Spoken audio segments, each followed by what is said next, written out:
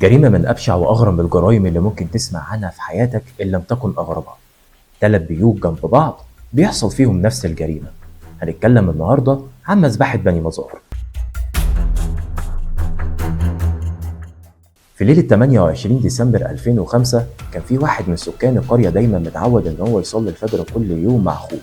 بعد ما يخلصوا صلاة يطلعوا على شغلهم، لكن اتفاجئ في اليوم ده إن أخوه ما جاش صلى معاه. فبعد ما خلص صلاة راح يعدي على أخوه في البيت، فقعد يخبط ما لقاش أي حد رد، فكان معاه مفتاح ودخل البيت.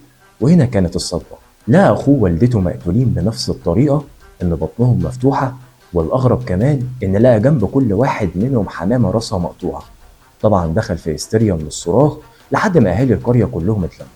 وبعد شوية سمعوا صوت صويت من البيت اللي جنبهم، فأهل القرية راحوا هناك ولقوا 4 من أفراد الأسرة مقتولين بنفس الطريقة. وفي نفس الوقت كان في طالب من المرحلة الإعدادية كان مبيت عند جدته من اليوم اللي قبليه، فراح هناك عند بيته علشان ياخد الكتب ويطلع بيها على المدرسة، فاتفاجئ إن عيلته كلها ميتين. فكده وصل إجمالي عدد الضحايا يعني 10 ضحايا مقتولين بنفس الطريقة وبنفس الشكل، وجنب كل واحد منهم حمامة راسها مقطوعة. بعديها رجال الأمن وصلوا للمكان، وحاول ان المعمل الجنائي ان ياخد بصمات اللي في ال3 بيوت، بسبب ان اهالي القريه دخلوا البيوت فحصل خلط كبير في البصمات. كل ده طبعا صفر على الشمال جنب اللي قاله تقرير الطب الشرعي، وان اللي عمل كده قتلهم بنفس الطريقه وقطع الاجزاء التناسليه عند الذكور في ال10 ضحايا حتى العيال الصغيره.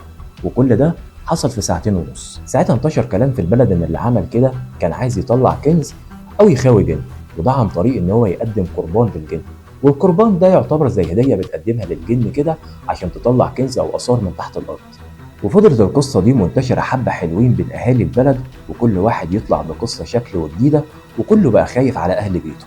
التحريات عملت كل اللي ممكن واللي تقدر تعمله عشان تقدر توصل للشخص ده، لحد ما في شاب اعترف انه عمل الجريمة دي وانه مجنون، وعشان كده ما حسش بنفسه وهو بيعمل الجريمة. ومش بس كده، ده راح كمان ومثل الجريمة اللي عملها. الغريب بقى ان المعمل الجنائي قال ان اللي ارتكبوا الجريمة دي ما يقلوش عن 5 اشخاص، بالذات كمان ان الجريمة تمت في اوقات متقاربة جدا، وان تقرير الصحة اثبت انه في كامل قواه العقلية، واللي بالمناسبة ما تخلوش يقدر يقتل 10 اشخاص، وطلع براءة والقضية اتقفلت. والى الان قضية ملهاش اي تفسير.